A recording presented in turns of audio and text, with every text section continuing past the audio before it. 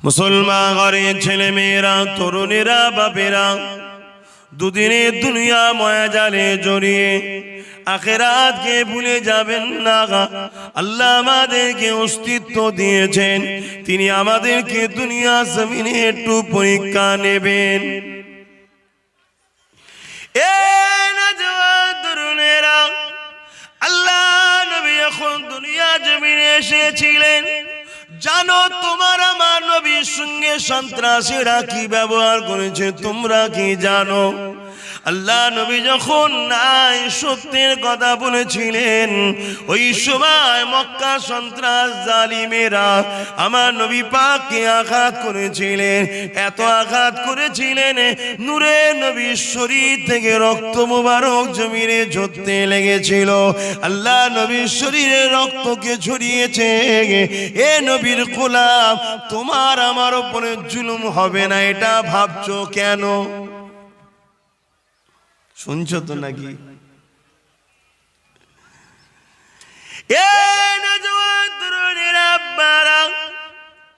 যখন অনেক দিতে চেষ্টা করে আল্লাহ নবীকে কোনোভাবে রুখতে পারল না, ওই সময় মক্কা সন্ত্রাসীরা বসে মিটিং করলো, কি করা যাবে বলো? এক এক করে তো মুহাম্মাদের দিকে লোক বেড়ে যেতে লেগেছে। কে আছো মুহাম্মাদের শির মুবারককে কেটে নিয়ে আসতে পারবে? নাউজুবিল্লাহ মিন জালিক। একটা যুবক উঠে দাঁড়িয়ে বলল, আমি পারবো। কি দেবে? অনেক উট দেওয়া হবে, অনেক ঘোড়া দেওয়া হবে, অনেক সোনাদানা দেওয়া হবে। ওই যুবকটা তখন ঘোড়ার পিঠে করে রওনা দিয়েছিল, যে ছিল খাত্তাবের বেটা উমার। তখন ফারুকও ছিল না রাদিয়াল্লাহু তাআলা আনহু ছিলেন, উমার হযরতও তখন ছিল না। যুবক তরুণ খুনের ঘোড়ার পিঠে করে যেতে লেগেছে। যাবার সময় বলে গেছে 39টা হয়েছে, 40 আর হতে দেবো না। অর্থাৎ নবী পাককে 39 জন সবে মেনেছে, আর 40 হতে দেবো না। কিন্তু আল্লাহর কুদরত বোঝে কে? আমার আল্লাহ জানিয়ে দেয়, জলদি করে যাও উমার, আমি আল্লাহ তোকেই 40 বানাবো। গতকালকে যে আপনার দুশ্মন ছিল, আজ তো আপনার বন্ধু হচ্ছে না, হয়নি এলাকায়। ভাই, আমাদেরই সব সময় লাগবে, পরিবর্তন হবে। সব ঘরের ছেলে ঘরে ফিরে আসবে, চিন্তা কিসের? এই যুবকেরা, তরুণেরা, বাপেরা, মনে রাখবে, যুগে যুগে যুগে আল্লাহ পাকের ওয়াহদানিয়তের প্রচার নবীরা করেছে এবং সাহাবা হুজুরদের উপরে জুলুম অত্যাচার হয়েছে, নবীদের উপরও হয়েছে। আজ তোমার আমার উপরে তো তার তুলনায় কিছুই হয়নি। ইতিহাসের পাতা শোনো, যখন উমার রাস্তা দিয়ে যাচ্ছে তরোয়ালকে নিয়ে, একজন মানুষ খেতিবাড়ি জমিনে চাষ করতেছিল। সে দাঁড়িয়ে যে বলছে, উমার এত ব্যস্ত কোথায় যাচ্ছ, বড় দ্রুত? ওই সময় উমার বলতে লেগেছে, আমাকে রুকুনি ওই আব্দুল্লাহর বেটা মুহাম্মাদের গর্দানটা নিতে যাচ্ছি, কেননা অনেক পুরস্কার পাবো, অনেক অর্থ পাবো। ওই সময় ওই মানুষ বলেছিল, উমার কেন, কি এমন করেছে? এতিমেসিন নবী কাউকে কষ্ট দিয়েছে? না দেয়নি। কারো আমানত ছেড়ে খেয়েছে? না দেয়নি। কাউকে জুলুম করেছে? না করেনি। কাউকে লুটেছে? না লুটেনি। মিথ্যা বলেছে? না বলেনি। দেশের বিরোধী করেছে? না করেনি। বেশরিয়াতি মানুষের উপরে কোনো জুলুম অত্যাচার, নারীদের উপরে অত্যাচার করেছে? না করেনি। তাহলে কেন? ওই সময় বলেছিল, আবু জেহেল উতবা সাইবা বলছে এমন করে নাকি তার মাথা নিয়ে আসতে পারলে অনেক পুরস্কার দেওয়া হবে। ওমর জানেই না আমার রসুলকে শুধু পুরস্কারের জন্যই ছুটতেছে। আজকের দিনও মানুষ জানে না ইসলামটা কি, শুধু বলছে ওর বিরোধী করলে মাল পাবি তাই ছুটছে। আছে না? না, সে আদৌ জানে না কি ঘটছে, আজকেও ছুটছে।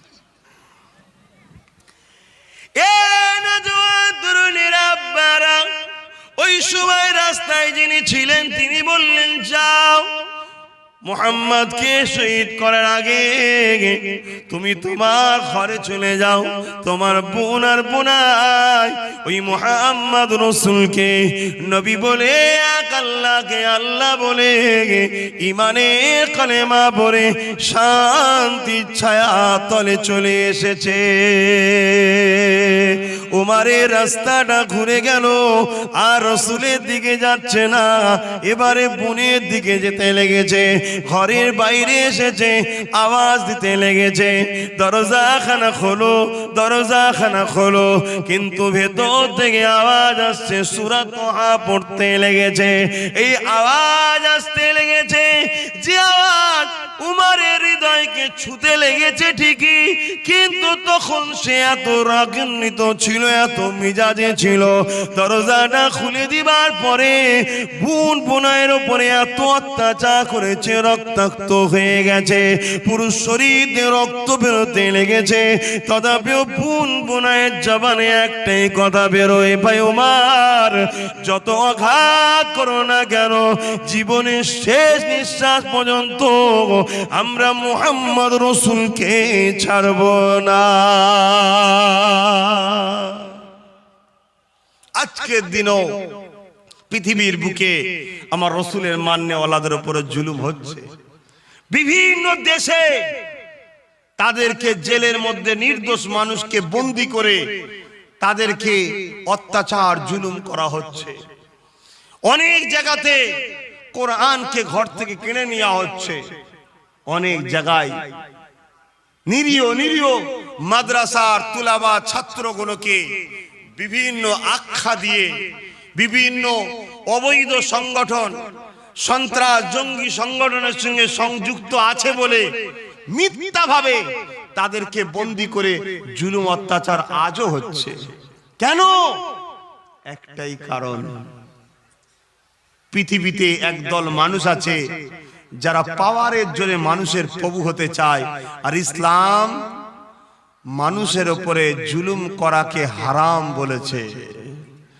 মানুষ একমাত্র এক আল্লাহর দাসত্ব ছাড়া অন্য কারো দাসত্ব করবে না, এটা বলেছে।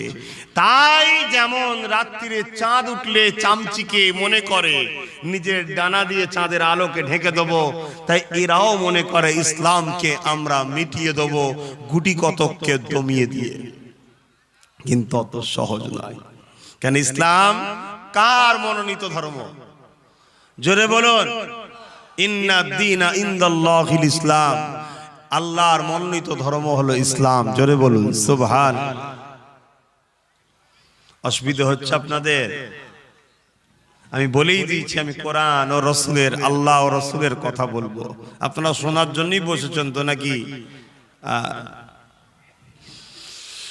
এ নওজোয়ান তরুণেরা, আব্বারা ও নবী পাকের প্রেমিকেরা, হযরত ওমর যখন এত আঘাত করার পরও বোনার বোনের মুখ থেকে একই কথা শুনছে যে ওমর যতই অত্যাচার করো না কেন, আল্লাহ আল্লাহ রাসূলকে আমরা ছাড়বো না।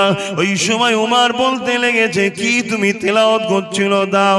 অনেক বড় কথা। লাস্টে বোন তেলাওয়াত করে, বোনাই তেলাওয়াত করে, ওমর শুনতে লেগেছে। শুনতে যখন লেগেছে, শিক্ষা পেতে লেগেছে। যখনই শিক্ষা পেতে লেগেছে, সত্যকে জানতে লেগেছে। এতক্ষণ সত্যকে জানে না বলে বিরোধী করেছিল, যখনই সত্যকে জেনে গেছে তখন বলছে, দেরি করো না, তাড়াতাড়ি আমাকে মুহাম্মাদের কাছে নিয়ে চলো, আমি নিজেকে মুহাম্মাদের গোলামে কদমে কুরবান করতে চাই। এই যুবকেরা, তরুণেরা, বাপেরা, এই আমাদের ঘরে আজ বড় প্ল্যান করে আমাদেরকে আল্লাহ কেন বানিয়েছে, এই শিক্ষা থেকে যেমন সরানো হয়েছে, আমাদের কি করণীয় দরকার এটা জানা থেকে করিয়ে দেওয়া হয়েছে। যখন আজ কেউ আপনাদের কাছে খুলে খুলে কথা বলে, তখন সে যেমন জালিমদের চোখের বিষ হয়ে গেছে। আপনারা যখন সত্যকে দেখে জালিম ছেড়ে দিয়ে ন্যায়ের দিকে ছুটছেন, তখন আপনাদের ঘরও তারা চোখের বিষ মনে করতে লেগেছে। দুনিয়া যা ভাবে ভাবুক গে যাক, দুনিয়া যা করে করুক গে যাক, মনে রেখে দেবেন একটা গাছের পাতা লড়ার ক্ষমতা নেই আল্লাহ পাকের বিনা হুকুমে। তাই আমার আল্লাহ যদি আপনার কপালে লিখে রাখে দুনিয়া জমিনে আপনার সঙ্গে ওই রকম ব্যবহারটা হবে যে ব্যবহারটা আম্মা জান সুমাইয়া হুজুরের সঙ্গে হয়েছিল। আম্মা জান সুমাইয়া হুজুরকে জোর করে বন্দি করে নিয়ে যে তার উপরে জুলুম অত্যাচার করা হয়েছিল, তাকে শত শেষে বল্লমের আঘাত দিয়ে তার কলিজা খানাকে বার করে দেওয়া হয়েছিল। কলিজা শরীরতে বেরিয়ে গেল, জানটা বেরিয়ে গেল, দেহটা রয়ে গেল ঠিকই, কিন্তু এই রূহ থেকে আল্লাহ আল্লাহ রসুলের প্রেমের আওয়াজ বেরোতে লাগলো।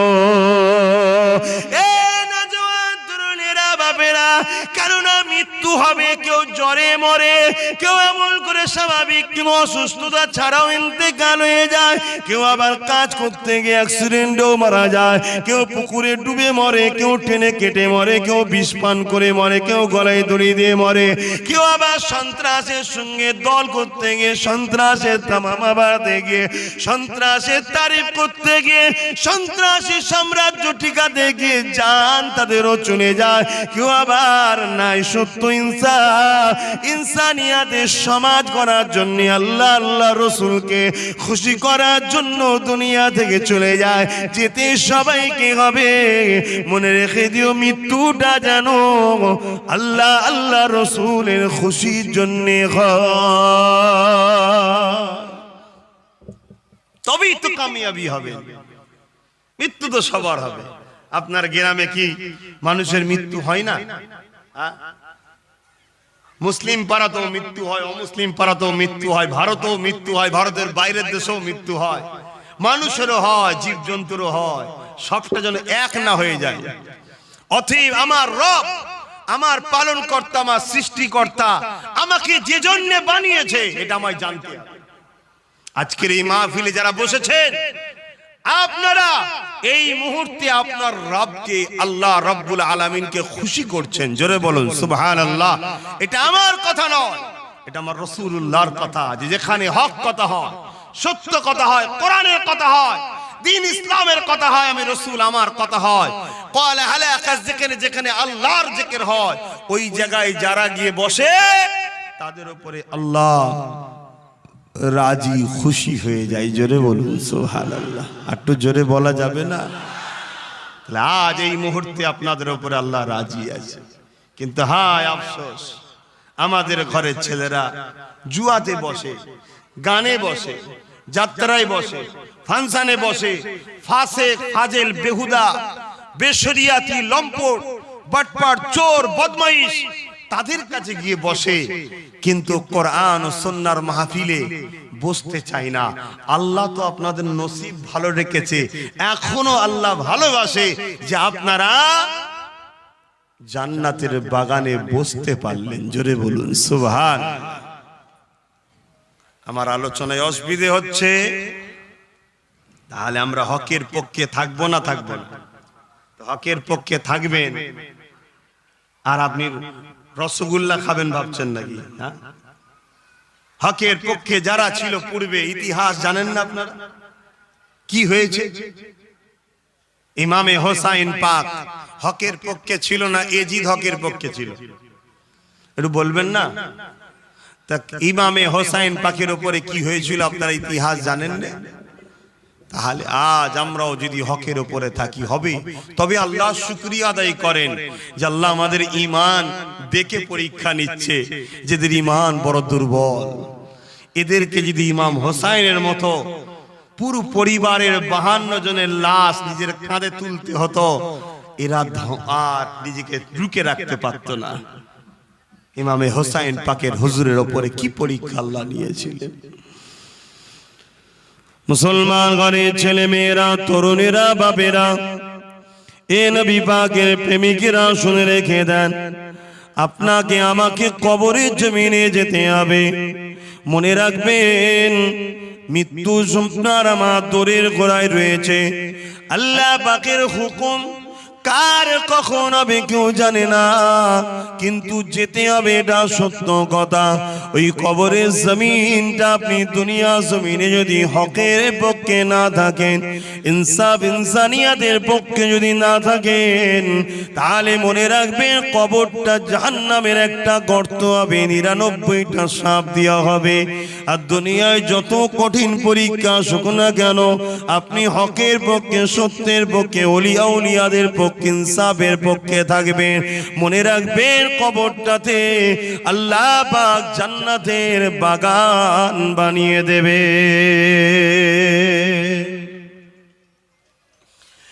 এ নওজওয়ানেরা, দুদিনের দুনিয়ার মায়ায় পড়ে আজ আমরা দেখতে পাই নিজেরা নিজেদের দিনকে মিটাতে লেগেছি। আজ আমরা দেখতে পাই নিজেরা নিজেদের মসজিদগুলোকে বিরান করতে লেগেছে। আজ আমরা দেখতে পাই নিজেরা নিজেদের মাদ্রাসাগুলোকে মিটাতে লেগেছে। আজ আমরা দেখতে পাই কলেমা পড়া ভাইয়ের রক্তের পিপাসিত হয়ে গেছে দুনিয়া সামান্য স্বার্থে। মনে রাখবেন, মান আহাব্বা লিল্লাহ ওয়া আবগাদা লিল্লাহ ওয়া আতা লিল্লাহ মানা লিল্লাহ ফাকাদ ইসতাকমাল ঈমান। আল্লাহ নবী যা বলেছে কখনো মিথ্যা বলেনি, সত্য কথা বলেছে। এটা ঘটবে আমার আল্লাহ নবী জানিয়ে দিলেন। মান আহাব্বা লিল্লাহ, মানুষের উদ্দেশ্য একটাই হবে, ভালোবাসবে আল্লাহর জন্য। কার জন্য ভালোবাসবেন? একটা আওয়াজ দিয়ে দিয়ে বলুন। দুশ্মনী করবেন কার জন্যে? এখন মুসলমান আপনারা বলুন, আল্লাহ পাককে বিশ্বাস করেন না করেননি? তাহলে আপনারা ভালোবাসবেন কার জন্যে? কার জন্যে ভালোবাসবেন? এই দুনিয়াতেও যদি কাউকে ভালোবাসেন, উদ্দেশ্য একটাই থাকবে, আল্লাহর জন্যে। কারো সঙ্গে যদি দুশ্মনী করতে হয়, উদ্দেশ্য থাকবে আল্লাহর জন্যে। কাউকে যদি সাপোর্ট করতে হয়, উদ্দেশ্য থাকবে আল্লাহর জন্যে। কারো থেকে যদি মুখ ফিরিয়ে নিতে হয়, উদ্দেশ্য থাকবে আল্লাহর জন্যে। কারো সঙ্গে যদি আত্মীয়তা করতে হয়, উদ্দেশ্য থাকবে আল্লাহর জন্যে। কারো সঙ্গে যদি সম্পর্ক কেটে দিতে হয়, উদ্দেশ্য একটাই থাকবে আল্লাহ আল্লাহ আল্লাহ আল্লাহ আল্লাহর জন্যে। নিজের জান মাল, নিজের ভবিষ্যৎ, নিজের টাকা পয়সা, নিজের লোভ লালসা দেখলে হবে না।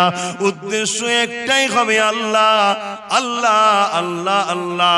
আল্লাহর জন্যে যে ভালোবাসে, ওই মানুষটাকে আল্লাহ পাক কিয়ামতের দিনে নাজাত দেবে। আল্লাহর জন্যে যে বিচ্ছেদ করে, দুশ্মনী করে, তাকে আল্লাহ পাক কিয়ামতের দিনে নাজাত দিয়ে দেবে।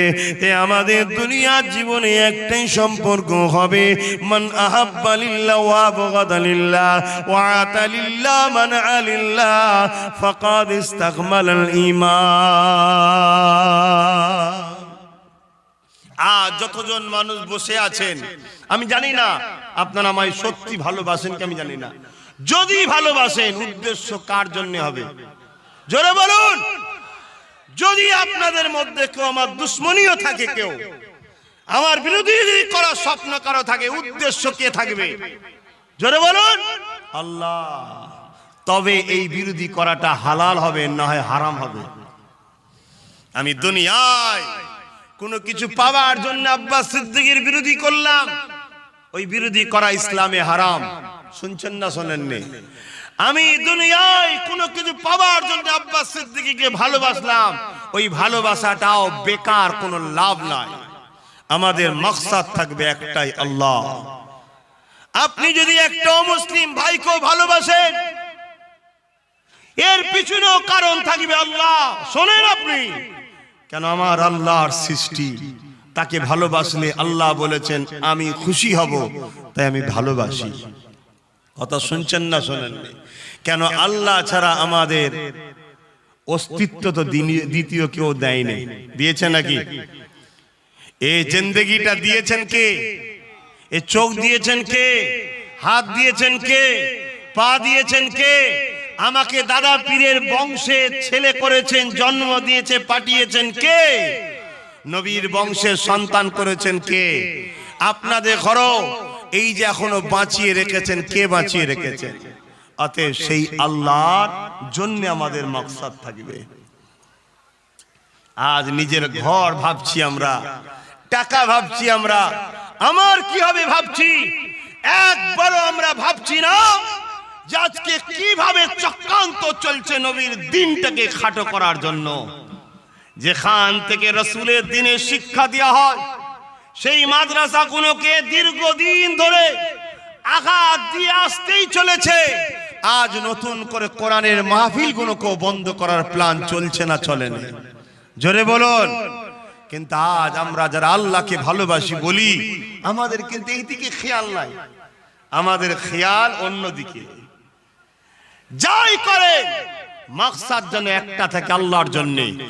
আল্লাহর জন্য যদি আপনি কারো বিরুদ্ধে সংগ্রাম করেন, ওই অবস্থায় যদি আপনি শহীদ ইন্তেকাল করেন, আপনি শহীদের দরজা পাবেন, বেহিসাব জান্নাত পাবেন। জোরে বলুন সুবহানাল্লাহ। আর আল্লাহর জন্য আপনি যদি কারো বিরুদ্ধে লড়াই করে সেই জালিমের কে খতম করেন, আল্লাহ আপনাকে যদি ওই লড়াইয়ে জয় দেয়, কামিয়াবি দেয়, আল্লাহ আপনাকে গাজীর দরজা দেবে, অত মালও পাবেন, জান্নাতও পাবেন। জোরে বলুন সুবহানাল্লাহ। তাই তো বদরের জমিনে যেটা ঘটেছিল আল্লাহর জন্য ওটা হয়েছিল। কেননা মক্কা জমিনে নবী আমার যখন নায়ের দাওয়াত দিচ্ছিলেন, আল্লাহ নবী যখন মক্কা জমিনে সত্যের প্রচার করছিলেন, আল্লাহ নবী যখন মক্কা জমিন ইনসাফের প্রচার করছিলেন, মনুষ্য জাতিগুলোকে দাসত্ব শিকল থেকে আজাদ করতেছিলেন, জালিম আবু জেহেল উতবা সাইবার অত্যাচার থেকে নারীগুলোকে স্বাধীন দিতেছিলেন। ওই সময় মক্কা সন্ত্রাসীরা আমার নবী যখন জানের দুশ্মন হয়ে গেল, আল্লাহ পাক আমার নবী পাককে হুকুম করেছিলেন, হাবিব আপনি হিজরত করুন। আমার নবী পাক মক্কার জমিন থেকে ইয়াসরিব মদিনাতে চলে গিয়েছিলেন। মদিনার জমিনে গিয়ে আল্লাহ নবী মদিনার জমিনে দুনিয়ার মানুষ ওখানে যাচ্ছে, হাজার বাধা দিচ্ছে, চতুর্দিক দিয়ে সেই মদিনাতে চলে যাচ্ছে। মক্কা থেকে চলে গেল মদিনায়, তাও মদিনাতে লোক ভিড় করছে। আমার আব্বাজান একটা কথা বলতেন ছোটবেলায়, শোনো তুমি কার বেটা পরের কথা, মধু থাকলে মৌমাছি আসবে। কথাটা কিন্তু ভালো না, খারাপ, অতি সত্য কথা। মধু থাকলে মৌমাছি আসবে। আহা, আল্লাহ নবী, নূহ নবী, দয়া নবী মদিনা জমিনে গিয়ে, মদিনা এমন একটা জায়গা ছিল আমার নবী যাবার আগে, যে জায়গাটা ইয়াসরিব তখন নাম ছিল। মানুষ এই মদিনা, যেটা আজকে দিনে ইয়াসরিব আগে নাম ছিল, ওই জায়গাতে মানুষ যেত না। কেননা এত গ্রাম্য এলাকা ছিল, পরিবেশ আবহাওয়া ভালো ছিল না। কোনো সেবার দিক দিয়ে, শিক্ষার দিক দিয়ে, ব্যবসার দিক দিয়ে, যোগাযোগের দিক দিয়ে, কোনো দিক দিয়ে মদিনা সুরক্ষিত ছিল না। তাই মদিনার দিকে কেউ যেত না, মদিনাকে কেউ ভালোবাসতো না, তাই ইয়াসরিবে কেউ যেত না। আল্লাহ নবী ওই জায়গাতে যখন গেলেন, সাহাবারা বলতে লাগলেন, ইয়া রাসূলুল্লাহ, হাবিবাল্লাহ, আপনি দামেস্কে কেন গেলেন না? আপনি সিরিয়ায় কেন গেলেন না? আপনি মিশরে কেন গেলেন না? আপনি লেবাননে কেন গেলেন না? আপনি তুরস্কে কেন গেলেন না? আল্লাহ নবী বলেছিলেন, এ আমার সাহাবারা, আমি মুহাম্মদকে তো আল্লাহ পাঠিয়েছে যারা ডুবে যাচ্ছে তাদেরকে তুলে সুন্দর সমাজ গড়ে দেওয়ার জন্য। সেই নবীর গোলাম আমাদেরও কাজ। যারা বিপদে পড়ছে, ডুবে যাচ্ছে, তাদেরকে তোলা আমাদের কাজ। আর সেদিনও নবী তুলেছে, বিরোধী হয়েছে জালিম যারা। আজকেও সেই নবীর গোলাম অসহায়কে তুলতে গেলে সেই আবু জেহেলের উত্তরসূরিরা বিরোধী হচ্ছে। এখানে উত্তরসূরি বলতে কি খসলত, ওই খসলত, ওই চিন্তাধারা, লুট, দাঙ্গা, মারপিট, চুরি, ফিতনা, কথা বুঝে আসছে না? আতঙ্ক তৈরি করা। আজ সেদিন আবু জেহেলের খসলতটা ছিল, আজকেও তারা কিন্তু আমাদের বিরোধী হচ্ছে। তাহলে কি আমরা নবীর গোলাম দাবি করব, নবীর উম্মত দাবি করব, কাজ কি বন্ধ করে দেবো নাকি? একটু আওয়াজ দিয়ে বলবেন হ্যাঁ কি না। আমরা কি, আমি আব্বাস সিদ্দিকী কি হক প্রচার, হক কাজ করা বন্ধ করে দেবো? আপনারা কি আমাদের পাশে আছেন তো নাকি? আল্লাহকে সাক্ষী রেখে বলছেন তো না শুধু উড়ো আওয়াজ? সাক্ষী রেখে বলছেন। চাপ অনেক আসবে বাপ, বাধা অনেক আসবে। বলছিলাম না একটু আগে, হযরতে বেলাল হুজুরের উপরে কম অত্যাচার হয়নি। অপরাধ কি? মোহাম্মদ রসুলের দিকে ছিল। হযরতে খোবাইব হুজুরের উপরে অত্যাচার কম হয়নি। অপরাধ কি? মোহাম্মদ রসুলের দিকে, হকের দিকে ছিল। হযরতে সালমান ফারসি, আহা কত বয়স্ক মানুষ, কি মার মেরেছে কাবার জমিনে। ওই তৎকালীন জমায় যারা ক্ষমতার বলে আবু জেল উতবা সাইবা ছিল, তারা মেরেছে। কেন? মোহাম্মদকে ভালোবেসেছে তাই। তা আজ আমরা মোহাম্মদ রসুলের গোলামদের সাথে করে নিয়ে মোহাম্মদ রসুলের দিনের পক্ষে থাকবো, আর আপনি ভাবছেন আপনার গায়ে গুড় দিয়ে চাটবে নাকি? কি গো, আমার কথা খারাপ লাগছে কেন? আমাকে ওয়াজ করতে কষ্ট হচ্ছে, বিশাল দম টানছে, কিন্তু তারপরও বলতে হবে। আপনারা বসে আছেন, কষ্ট হলেও বলছি আমি।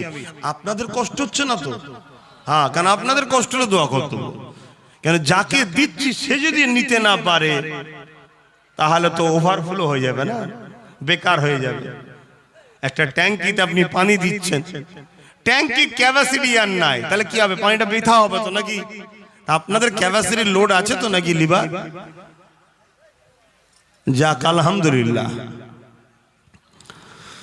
কখনো কখনো ভাবি আল্লাহ আমার নবী পাক যে কথাগুলো বলে গেছে তার জালের সময় হবে।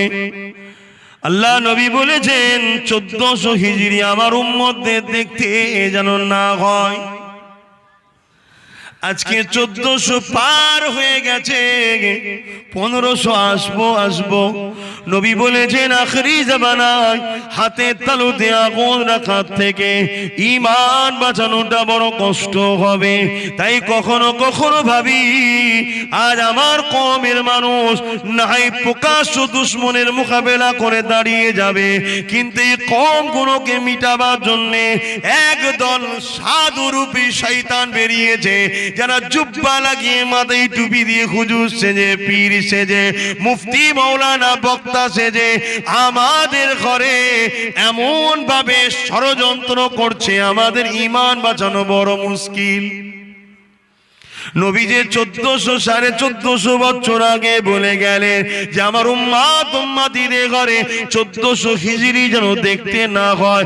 কেন নবী বলেছিলেন?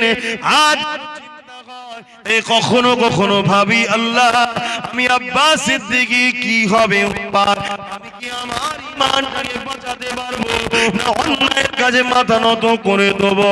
এটা কখনো কখনো আমারও চিন্তা হয়। তাই আপনাদের নিয়ে বড় ভাবি যে সাধারণ মানুষ এদের তাহলে কি দশা হবে।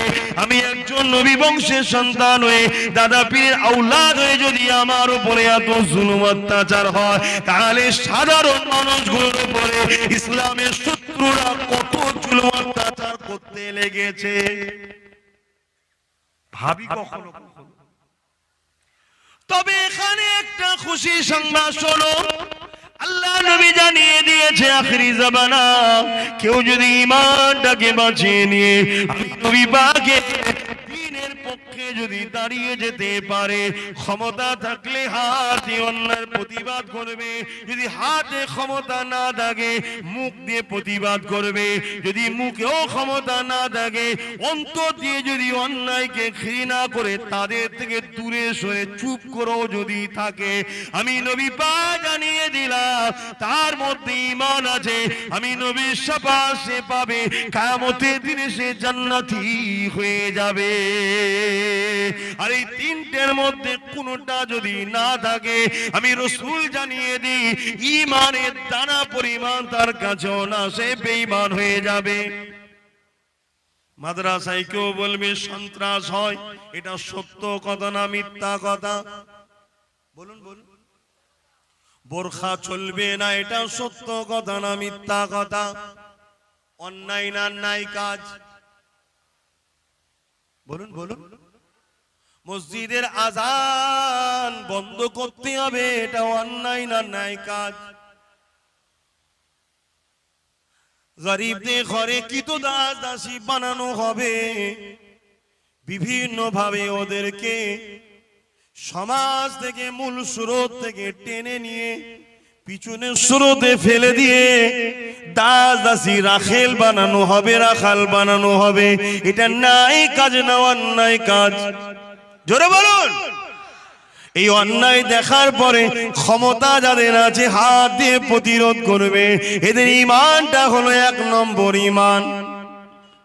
নবী বললেন এই অন্যায় গুলো দেখার পরে যদি কেউ মুখ দিয়ে প্রতিবাদ করে এটা 2য় শ্রেণীর ঈমান। নবী বললেন এই অন্যায় গুলো দেখার পরে হাত দিয়েও প্রতিবাদ করার ক্ষমতা নাই, মুখ দিয়েও প্রতিবাদ করার ক্ষমতা নাই, অন্তর থেকে যদি ঘৃণাটাও করে নিতে পারে, জানবে তার মধ্যে ঈমানটা রয়েছে, সে জান্নাতে অবশ্যই যাবে।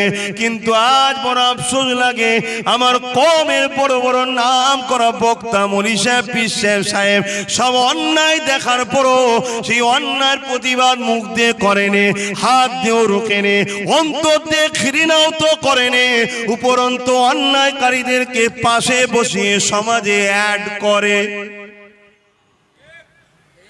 তাহলে সমাজ কোথায় যাবে? আম মানুষগুলো কোথায় যাবে?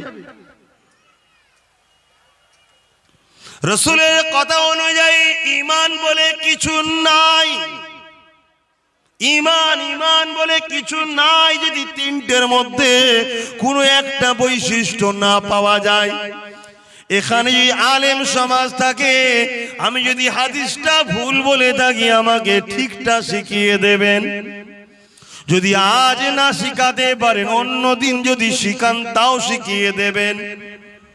তবে সবে কিয়ামত পর্যন্ত চ্যালেঞ্জ দিলাম, দুনিয়া জমিনে একদল আলেম থাকবে হকের পক্ষে, আমার চলে যাবার পরও তিনারা কিন্তু চ্যালেঞ্জটা নেবে। এই 3টে কথা মনে রাখবেন। অন্যায় দেখলে হাত দিয়ে প্রতিবাদ করতে হবে, যদি হাত দিয়ে রুকার ক্ষমতা না থাকে মুখ দিয়ে প্রতিবাদ করো, মুখে যদি ক্ষমতা না থাকে হাত দিয়ে প্রতিবাদ করো। এমন করে তাকে অন্তর থেকে ঘৃণা করে তাদের থেকে সরে যাও। এই 3টের মধ্যে একটা বৈশিষ্ট্য যেন তোমার আমার মধ্যে থাকে। শুনছেন তো আব্বারা? আমি বলবো না যে হাত দিয়েই করতে হবে, না, ইসলাম এত কড়া করে দেয়নি। কারণ তুমি কোন জমিনে আছো, কোন জায়গায় বাস করো, কোন পরিস্থিতিতে তুমি আছো তুমি জানো, আমি জানি না।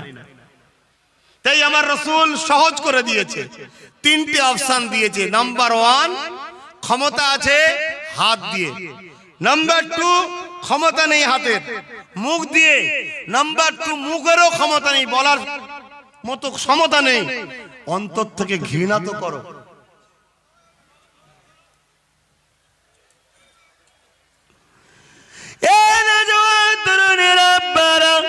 অথচ মাদ্রাসাতে কি শিক্ষা দেওয়া হয়? মাদ্রাসায় শিক্ষা দেওয়া হয় আল্লাহর কোরআন, মাদ্রাসায় শিক্ষা দেওয়া হয় নবী মুস্তাফার জীবন হাদিস, নবী মুস্তাফার আদর্শ শিক্ষা দেওয়া হয়। মাদ্রাসায় কি শিক্ষা দেওয়া হয়? সভ্যতার শিক্ষা দেওয়া হয়, ইনসাফের শিক্ষা দেওয়া হয়, ইনসানিয়াতের শিক্ষা দেওয়া হয়, মানবতার শিক্ষা দেওয়া হয়, কল্যাণের শিক্ষা দেওয়া হয়। মাদ্রাসায় কি শিক্ষা দেওয়া হয়? মাদ্রাসায় শিক্ষা দেওয়া হয় দুনিয়ার মানুষ রেখে দাও, আল জান্নাতু তাহতা আকদামুল উম্মাহাত। মাদ্রাসায় শিক্ষা দেওয়া হয় এ দুনিয়ার ছেলেরা, তোদের জান্নাত হলো তোদের মায়ের পায়ের তলায়। মাদ্রাসায় শিক্ষা দেওয়া হয় এ দুনিয়ার মানুষেরা, জান্নাতের দরজা তোদের আব্বা। মাদ্রাসায় শিক্ষা কি দেওয়া হয়? মাদ্রাসায় শিক্ষা দেওয়া হয় পুরুষেরা শোনো, স্ত্রীকে তোমাদেরকে দেখাশোনা করতে হবে, তাদের ভরণ পোষণ দেখাশোনার দায়িত্ব তোমার হবে। মাদ্রাসায় কি শিক্ষা দেওয়া হয়?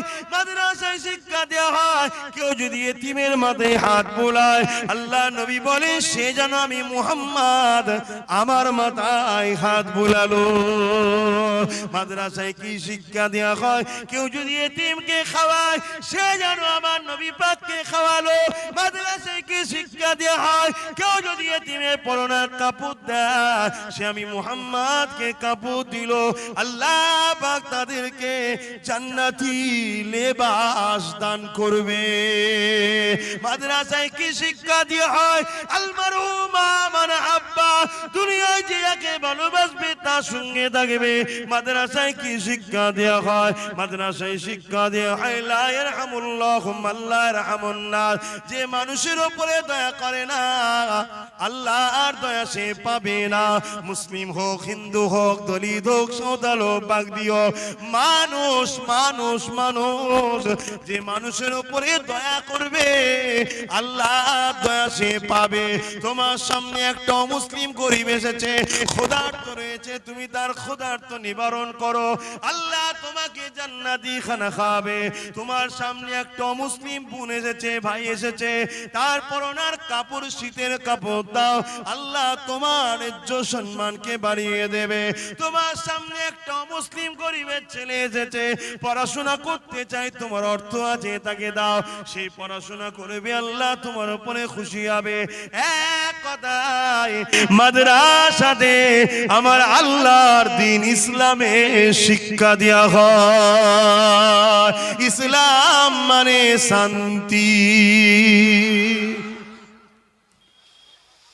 এই মাদ্রাসার যারা বিরোধী করে কোন অংশে, এরা জালিম বা জালিমদের দলভুক্ত নয়, এটা আপনারা কেউ অস্বীকার করেন? কথা বলুন। তাহলে যারা এই মাদ্রাসার বিরোধী করে তারা জালিম। সেই জালিমদের ক্ষমতা থাকলে হাত দিয়ে রোকো, ক্ষমতা হাতে নাই, মুখ আছে, মুখ দিয়ে রোকো। মুখে ক্ষমতা নেই, তাদেরকে অন্তর থেকে ঘৃণা করো, এইটুকু তো থাকা দরকার রে বাবা। কিন্তু আমাদের ঘরে, ছেলেদের ঘরে কি দেখছি?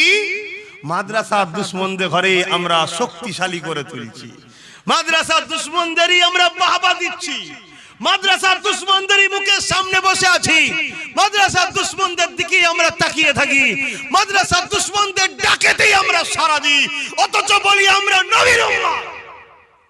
লজ্জা লজ্জা লজ্জা। আর আপনাদের আম মানুষকে কি বলবো? আমাদের মতো বড় বড় মাওলানা বক্তারা সব যে বসে আছে মাদ্রাসার দুশ্মনদের সাথে। কত জায়গায় খোঁজ নিয়ে দেখুন, মাদ্রাসার সম্পদগুলোকে লুটে পুটে সব খেয়ে শেষ করে দিচ্ছে। কত জায়গায় দেখুন, একটা ভালো জায়গা, অনেক দামি সম্পদের উপর হয়তো মাদ্রাসা হয়েছে, বড় প্ল্যান করে মাদ্রাসাকে ভেঙে দিয়ে ওই জায়গাটাকে প্রমোটিং করার প্ল্যান হচ্ছে অনেক জায়গায়। আমার কথা কি আপনারা বেজার হচ্ছে? আপনাদের মহল্লায় যে আজানটা হয়ে যাক, 4টে বন্ধু মাহফিল হবার কথা, নাগে ছাড়া সাল্লি আলা সাইয়্যিদিনা মাওলানা মুহাম্মদ ওয়া আলা আলি সাইয়্যিদিনা। বা ভাইরা, ইসলাম ধর্মের আলোচনার মাহফিল, তাই তো নাকি? তো মসজিদ মাদ্রাসা বাদ দিয়ে কি ইসলাম ধর্ম নাকি? তাহলে মসজিদ মাদ্রাসা কোরআন হাদিসের আলোচনা হবে না? হবে না। তাই মাদ্রাসার উপরে জুলুম হচ্ছে, এটা সত্য না মিথ্যা? মাদ্রাসাকে অবহেলা করা হচ্ছে না হয়নি? মাদ্রাসাকে বুলডোজার দিয়ে ভাঙা চক্রান্ত চলছে না চলেনি? বুলডোজার দিয়ে মাদ্রাসা ভাঙা হচ্ছে না হয়নি? কিছু কিছু জায়গায় মাদ্রাসা শিক্ষক নিয়োগ বন্ধ করে দিয়ে নীরবে হত্যা করা হচ্ছে না হয়নি? অতএব যে বুলডোজার দিয়ে ভাঙছে সেও যেমন মাদ্রাসার দুশ্মন, আর যে শিক্ষা নিয়োগ বন্ধ করে দিয়ে মাদ্রাসাকে নীরবে হত্যা করছে সেও মাদ্রাসার দুশ্মন। আর মাদ্রাসার দুশ্মনকে যে আপন মনে করে যে আমাদের দরদিনী, সে দুনিয়াতেও জাহান্নাম তার উপরে আল্লাহ দেবে, আখিরাতেও তাকে জাহান্নাম খাটতে হবে। শুনছেন না শোনেন? অতএব বাপ, তোমাকে আমাকে আল্লাহ সৃষ্টি করেছে নাই সত্যের পক্ষে। মুহাম্মদ রাসূল যে রাস্তা রেখে গেছে, রাস্তার উপর চলতে হবে, এটা আমার ধর্মীয় কথা। তাই ধর্মীয় মাহফিলে এসে ধর্মীয় কথা আপনাদেরকে শিখালাম। কথা বুঝে আসছে না? নাই, আমি আমার ধর্মের মানুষদের ঘরে এটা শিক্ষা দেবো যে বাবা, সাপ খাওয়া হারাম, সোর খাওয়া হারাম, গরুর গোশত খাওয়া, খাসি খাওয়া, বকরি খাওয়া হালাল। কথা বুঝে আসছে না? নাই, উট কি বলে, দুম্বা খাওয়া হালাল।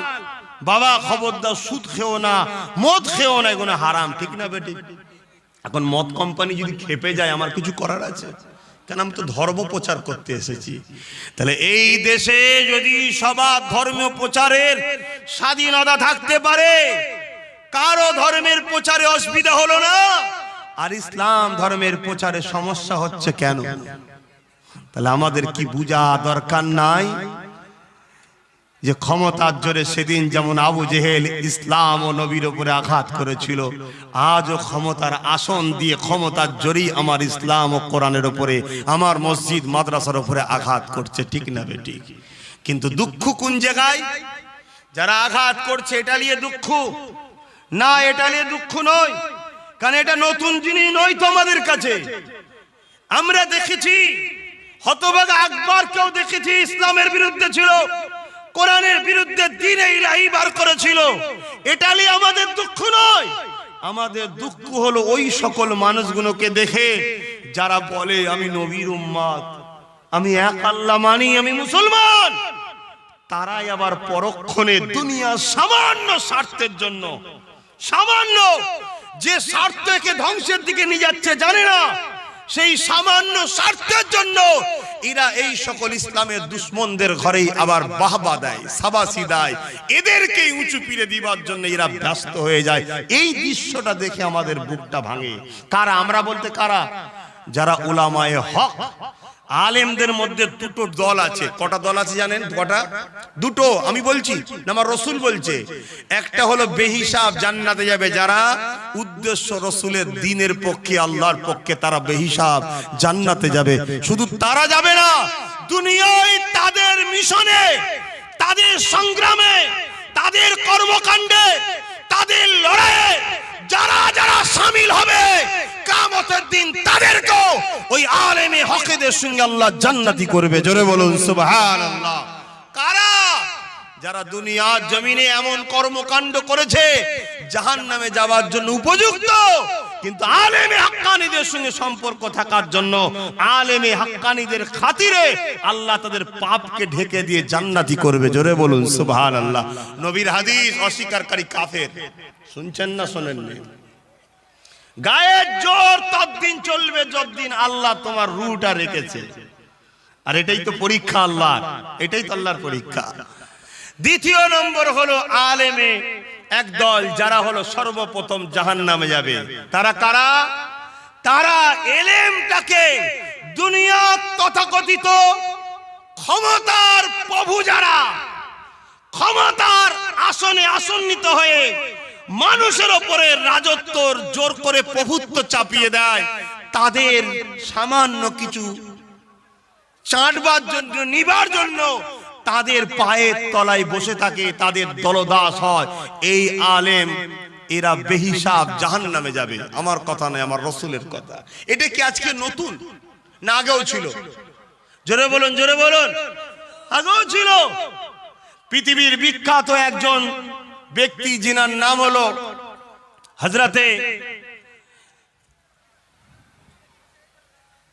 যিনি নামটা ভুলে যাচ্ছি, পৃথিবী বিখ্যাত একজন মানুষ, মসজিদে আকসাকে যিনি জালিমদের হাত থেকে উদ্ধার করেছিলেন। আপনারা নাম জানেন? কেউ জানেন বলুন? হযরতে সালাউদ্দিন আইবি রাহমাতুল্লাহ আলাইহি জগৎ বিখ্যাত একজন ওলি ছিলেন। জগৎ বিখ্যাত আল্লাহ ওয়ালা, আল্লাহর ওলি বান্দা ছিলেন, তাহাজ্জুদ গুজার বান্দা ছিলেন, নবী পাকের উপরে দরুদ পড়া বান্দা ছিলেন। এরকম একজন মহামানব, তিনি মসজিদে আকসাকে সন্ত্রাসদের হাত থেকে উদ্ধার করলেন। এই উদ্ধার করার পর সবাই আনন্দ করছে। সালাউদ্দিন আইবি হুজুর মন খারাপ করে তিনি তেনার ঘরে বসে আছেন। তেনার সাথী সঙ্গীরা জিজ্ঞেস করছে, হুজুর এত বড় আনন্দের দিনে আপনি মন খারাপ করে আছেন কেন? সালাউদ্দিন আইবি বললেন, আমার সমাজে একদল ছদ্মবেশী, দাড়িওয়ালা, টুপিওয়ালা, সাধুরূপী শয়তান রয়েছে, যারা সামান্য অর্থের জন্য আল্লাহ দ্বীনকে এই সন্ত্রাসদের কাছে বিক্রি করে, অপমানিত করে, পদদলিত করে। তারা যদি থেকে যায়, আমার ভয় হয় খুব শিগগিরই মসজিদে আকসাকে আবার বিক্রি করবে। কথা বুঝে আসছে না? নাই এই কয়েকদিন আগে, এই মাসেরই একটা দিন চলে গেল, কয়েকদিন আগে আমার ভারতের আল্লাহর এক ঘর বেইনসাফ হলো, ইনসাফ পেল না, জানেন না? জানেন না? ওটা কি ভাবছেন এমনি নাকি? তথাকথিত এই দুনিয়াদার আজকের কিছু এই রকম আলেম সমাজ মুনাফেক আছে, তাদের জন্যই কিন্তু এই জিনিসটার ক্ষতি হয়েছে। তো সেই দিনেতে হযরতে সালাউদ্দিন আইবি হুজুর একটা টিম তৈরি করলেন। সেই টিম ছড়িয়ে দেওয়া হলো, তারা প্রতিটা মসজিদের ইমামদের কাছে যেতে লাগলো, মুফতিদের কাছে, আলেমদের কাছে, বড় বড় গদি দিয়ে খানকায় বসে আছে বড় বড় পীর সাহেব, বড় বড় পীর সাহেব যার লাখ লাখ মুরিদ আছে, এরকম লোকের কাছে ছেড়ে দেওয়া হলো। হওয়ার পরে দেখা যাচ্ছে 3000 এমন আসামিকে ধরে এনেছে সৈন্যরা, ওই গোয়েন্দা ডিপার্টমেন্ট। কত? 3000। তার মধ্যে বড় বড় সব মুহাদ্দিস আছে, মুফাসসির আছে, বড় বড় পীর আছে, ফকি আছে, ইমাম আছে, দরবেশ সেজে ঘুরে বেড়ায়। এরকম 3000 কে কতল করলেন সালাউদ্দিন আইবি। কেন? যাদের বাইরেটা ছিল মুহাম্মদ রাসূলের, ভেতরটা ছিল আল্লাহর দ্বীনকে বিক্রি করার জন্য নবীর দ্বীনের দুশমনদের সঙ্গে মালপানি সওদা করত। তা আজকের দিনে এরকম আছে না নাই? আজকে বেড়েছে না কমেছে? আপনাদের ঘরে একটু শক্ত হাতে বুঝে চলতে হবে। কেন আমার নবী আজ মদিনার জমিনে তোমার আমার জন্য কাঁদছে, ইয়া রাব্বি হাবলি ইয়া উম্মতি, ইয়া উম্মতি, ইয়া উম্মতি করে কাঁদছে। নবী আজও তোমার আমার জন্য কাঁদছে, আল্লাহ আমার উম্মতদের কি হবে, উম্মতদের কি হবে। নবী চলে যাওয়ার সময় 3টে জিনিস রেখে গেল, উম্মতদেরকে লক্ষ্য করে বলে গেল, উম্মতেরা এই 3টেকে মজবুত করে ধরে রাখবি, দুনিয়াতেও তোদের অসুবিধা হবে না, আখিরাতে আমি নবীর শাফাত পাবি। 3টে কি? নাম্বার 1 কিতাবুল্লাহ, আল্লাহর কোরআন। নাম্বার 2 সুন্নতে রাসূলি, আমি নবী আমার সুন্নাত। 3 নম্বর হলো আহলে বাইতি, আমি নবী আমার পরিবার, আমার বংশধর, আমার খানদান। এই 3টেকে ধর। যে নবী সারা জীবন তোমার আমার জন্য কেঁদেছে, আজও কাঁদছে রওজা মুবারকে, সেই নবীর দ্বীনের জন্য তোমাদের কাছে সময় আছে না নাই? সেই নবীর দ্বীনের ভেতরে সেজে যারা দুশমনি করছে, তাদের থেকে তোমাদের সম্পর্ক দূরত্ব করার সময় এসেছে না আসেনি? সেই নবীর দ্বীনকে যারা ক্ষতি করছে, তাদেরকে চিহ্নিত করার দরকার আছে না নাই? সেই নবীর দ্বীনকে যারা মিটাতে চাইছে, তাদের বিরুদ্ধে সংগ্রামের প্রয়োজন আছে না নাই? অতএব মনে রেখে দেবেন, আমি গুনাহগার, আমি বেঈমান নই, আমি নামাজ কাজা করেছি, কিন্তু আমি রাসূলের নামাজকে অস্বীকার করিনি, ইসলামকে অস্বীকার করিনি। আমি মসজিদকে মিটাতে চাইনি, মিটানে ওয়ালাদের সাথ দিইনি। আমি দাড়ি চেয়েছি, আমি গুনাহগার, কিন্তু রাসূলের দাড়ি সুন্নাত, এই সুন্নাতকে অস্বীকার করিনি। আমি গুনাহগার, বেঈমান নয়, কিন্তু নবীর দ্বীনকে যারা ক্ষতি করে, তাদের সঙ্গে এসি ঘরে হোক আর বাইরে হোক, গুজুর গুজুর করলে জানবে তুমি বেঈমান কাফের হয়ে পড়বে। কারণ আল্লাহ সব জায়গায় ছেড়ে দেয়। মুহাম্মদ রাসূলের গুস্তাখি যারা করে, তাদের সঙ্গে যারা মেশে, এদেরকে আল্লাহ ছাড়বে না। কোরআনে আল্লাহ নিজে ওয়াদা করেছে, হাবিব আমি আপনাকে কিয়ামতের দিনে কষ্ট দেব না। এমন একটা লোককে আপনি দেখতে পাবেন না যে জান্নাত যাচ্ছে, যে দুনিয়ায় আপনার বিরুদ্ধে খারাপ মন্তব্য রেখেছিল, আপনার সঙ্গে বুকস করেছিল, বা আপনার সঙ্গে যে খারাপ সম্পর্ক করেছিল, তার সঙ্গে বন্ধুত্ব রেখেছিল, এমন একটা লোক আমার জান্নাতে যাবে না। এটা আমি আমার কসম, আমার জাত পাকের শপথ দিচ্ছি, আল্লাহ কোরআনে নিজে ঘোষণা দিচ্ছে। অতএব আল্লাহ তার হাবিবকে কত ভালোবাসে চিন্তা করো। তাই আপনাদেরকে বাঁচাবার স্বার্থে দম টেনে বার করে নিচ্ছে মাইক, তারপর আপনাদেরকে বুঝাচ্ছি। জানতে পারছি না আওয়াজ পৌঁছাচ্ছে কিনা। আওয়াজ যাচ্ছে আপনাদের কাছে? কথা আমার বুঝছেন মাইকের আওয়াজে? আমি কি বলেছি বুঝতে পারছেন? অতএব বাপ, হুজুর তুমি শুধু নামাজ পড়ো, তাসবিহ পড়ো, এটা এর নাম ইসলাম নয়। ইসলাম একটা কমপ্লিট নাই সত্যের উপরে জীবন গড়ার নাম ইসলাম। জোরে বলুন সুবহানাল্লাহ। তাই আমার ডিউটি, আমার দায়িত্ব, আমার নবীর বাণীকে আপনাদের কাছে পৌঁছে দেয়া। আপনারা যে যে আমার পিছনে দাঁড়াবেন, তাদের ঘরে নিয়ে রাসূলের রাস্তায় চলা। কেউ যদি নাও আসে, একাই চলবো, একাই চলবো, এটা আমার ডিউটি, এটা আমাকে চলতে হবে, না হয় আমাকেও জাহান্নামে যেতে হবে। পীরের বেটা বলে আল্লাহ ছেড়ে দেবে এমন কোন শরীয়ত নাই। শুনছেন না শোনেননি? তাই আপনারা যদি মনে হয় যে আব্বাস সিদ্দিকী রসুলের পক্ষে, হকের পক্ষে, ইনসাফের পক্ষে, মানবতার পক্ষে, কল্যাণের পক্ষে, সে দালাল নয়, বিক্রি হয়নি, চোর নয়, ইসলামের দুশ্মন নয়, মানুষ জাতির ক্ষতি চাই না, তাহলে আপনাদের জন্য জরুরি আব্বাস সিদ্দিকীর নেতৃত্ব মেনে নিতে হবে। অর্থাৎ তিনি কোরআন সুন্নাহ অনুযায়ী রাস্তা দেখাচ্ছে, ওই রাস্তা মেনে নিতে হবে। কেন রাসূল বলেছেন কিয়ামতের শেষ দিন পর্যন্ত কুরাইশের হাতে ঝান্ডা থাকবে। আলহামদুলিল্লাহ, কুরাইশ বংশের বাচ্চা আপনাদেরকে দাওয়াত দিলাম, আমার সাথে ছিলেন, আছেন। যতদিন আমি হকের পক্ষে থাকব, আল্লাহ যেন মৃত্যু পর্যন্ত রাখে, বলুন আমিন, ততদিন আপনারা আমার সাথে জুড়ে থাকবেন। আল্লাহকে সাক্ষী রেখে বলছেন, এ হাত তুলে রাখুন, হাত নামাবেন না। এ হাত আমি কি দেখতে পাচ্ছি? কে কটাকে চিনি বলেন না, দেখতে পাচ্ছি, কিন্তু আপনারা কাকে সাক্ষী রাখছেন? জোরে বলুন, কাকে সাক্ষী রাখছেন? কাকে সাক্ষী রাখছেন? হাত নামান। কাল যদি আমার মতো একজন কেউ এসে বলে হাত তুলে বলো আব্বাস সিদ্দিকীর বিরুদ্ধে, বা সেখানেও হাত তুলবেন তো নাকি? সব থেকে উত্তম আজকে একটা কথা বলে যাচ্ছি, বাপ, এটা শরিয়াতেরই কথা, ভালোবাসো সবাইকে, মানো একজনকে। ভালোবাসো সবাইকে, মানো একজনকে। কটাই ইমাম আমাদের? বলুন বলুন বলুন। মানি কটাকে আর ভালোবাসি কটাকে? চারটাকে। অতএব বাপ, আপনারা আম মানুষ, আপনারা কোনো মুফতি, কোনো মৌলানা, কোনো ইমাম, কোনো পীর সাহেব, কোনো পীরজাদাদের সমালোচনা করবেন না। যদি আমাকে ভালোবেসে থাকেন, আমার সঙ্গে আসুন, আমার সঙ্গে উঠুন। আমি ডায়ে, আপনি ডায়ে, আমি বাঁয়ে, আপনি বাঁয়ে, আমি সামনে, আপনি সামনে, আমি পিছনে, আপনি পিছনে, যেদিকে আমি সেদিকে আপনি। এইভাবে যদি ভালোবাসতে পারেন, আমার সঙ্গে জুড়ে থাকুন। বাকি কারো কাছে যেতেও হবে না, ভালোবাসা দেখাতেও হবে না, আর সমালোচনাও করতে হবে না। কেন? আপনারা আম মানুষ। কি গো বাবা, আমি কি আপনাদেরকে ভুল শিখাচ্ছি মনে হচ্ছে? একটু আওয়াজ দিয়ে বলবেন। যদি কেউ বলেন যে হ্যাঁ শিখাচ্ছেন, ওটাও একটু জোরে বলুন, অসুবিধা নেই। আমি কি আপনাদেরকে ভুল শিখাচ্ছি? কেন বাপ? আপনারা আম মানুষ, খেটে খান, খেটে খান। ছোট মেমোরি, বুঝতে পারছেন না সমাজে কি চলছে, কি চলছে বুঝতে পারবেন না। লোহা কিন্তু খুব শক্তিশালী জিনিস, লোহা খুব মজবুত জিনিস, লোহা অনেক পাওয়ারফুল জিনিস, কিন্তু লোহার কোনো দিন ক্ষমতা নাই। কোনো জিনিসকে ক্ষতি করতে পারে, কোনো জিনিসকে কাটতে পারে, কোনো জিনিসকে কিছু করতে পারে, ক্ষমতা আছে লোহার। কিন্তু ওই লোহায় আবার বিরাট ক্ষমতাশালী হবে যখন ওর পিছনে একটা বাঁট দেওয়া হবে। কথা বুঝছেন না, বোঝেন না? তাহলে এই কম ভালো তারে বোঝো, কখনোই আমাদের ক্ষতি করার ক্ষমতা নাই। যারা প্রকাশ্য আবু জেহেল উতবা সাইবার মতো, তাদের ক্ষমতা নাই।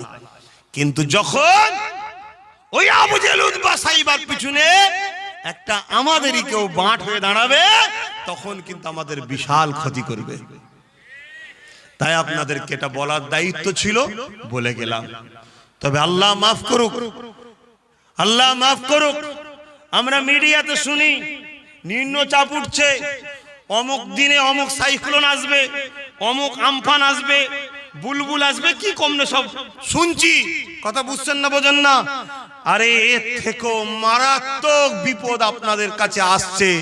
সেই নিম্নচাপটা দেখা যাচ্ছে, আপনি আপনার চোখে দেখতে পাননি। যেমন মিডিয়া খবর দিলে বোঝা যায় আরব সাগর থেকে একটা নিম্নচাপ উঠেছে, সাইক্লোন উঠেছে, দুদিন পর পশ্চিম বাংলায় আসবে, তারপর আমরা জানতে পারি, ঠিক না বেঠিক? আপনি কি দেখতে পান? তাদের মেশিন লাগানো আছে, তারা দেখতে পায়। মাফ করবেন, আমি নিজেকে বড় বলছি না, না জানি আমার আল্লাহ আমার কোন কাজটা পছন্দ করেছেন আমার জানা নাই। তবে আমার আল্লাহ আমাকে যতটুকু দেখিয়েছে, ওই দেখানোতে আমি উপভোগ করছি, আমি দেখতে পাচ্ছি আগামী 1.5-2 বছরের মধ্যে আপনাদের উপরে যে সাইক্লোন হামলা আসছে, আপনারা দিশেহারা হয়ে যাবেন। মাফ করবেন, আমি দেখতে পাচ্ছি আপনাদের মা বোনদের সঙ্গে কি হবে, আমি দেখতে পাচ্ছি আপনাদের উপরে কি অত্যাচার নামবে। এটা আমাকে আল্লাহ দেখাচ্ছে। যেমন আপনি দেখেননি একজন সাধারণ একটা লোক টিভিতে বলল আবহাওয়া দপ্তরের লোক, আপনি তার কথা বিশ্বাস করলে রেডি হয়ে গেলেন। আরে নবী বংশের একটা বাচ্চা বলছে, বিশ্বাস কেন হচ্ছে না? কেন বিশ্বাস হচ্ছে না? আপনারা কি চোখের সামনে দেখতে পাচ্ছেন না? জাহানটাকে এত ঘৃণা করে কেন? মাদ্রাসাকে এত ঘৃণা করে কেন? দাড়ি টুপিকে এত ঘৃণা করে কেন?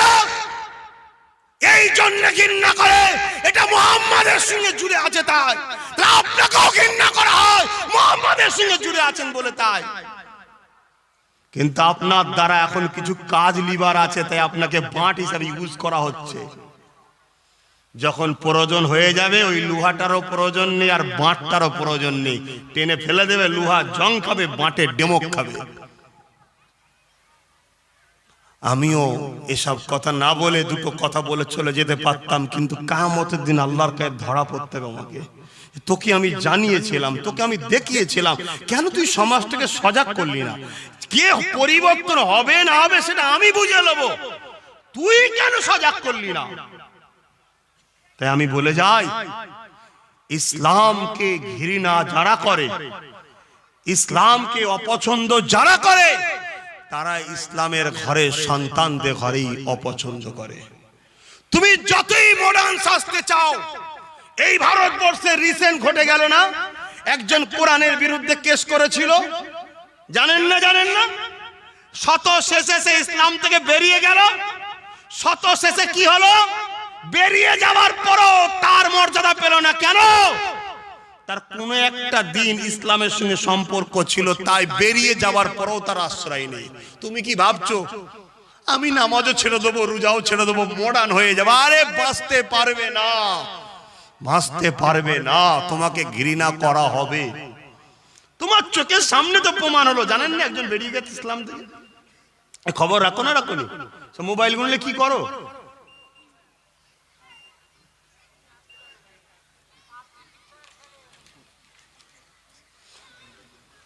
আর কথা বলার সময় নেই, নামাজ আছে। মাহফিলটা হলো খুশি না বেজার? ছেলেগুলোর পাশে আপনারা আছেন না নেই? মাহফিলে একটু খরচ আছে, দান করলে সওয়াব হয় না গুনাহ হয়? 10, 20, 50, 100 যার যা খুশি দেন। আর বিসমিল্লাহ শরীফের সঙ্গে 11 বার দরুদ শরীফ, 3 বার সূরা ফাতিহা, 10 বার সূরা ইখলাস তেলাওয়াত করেন।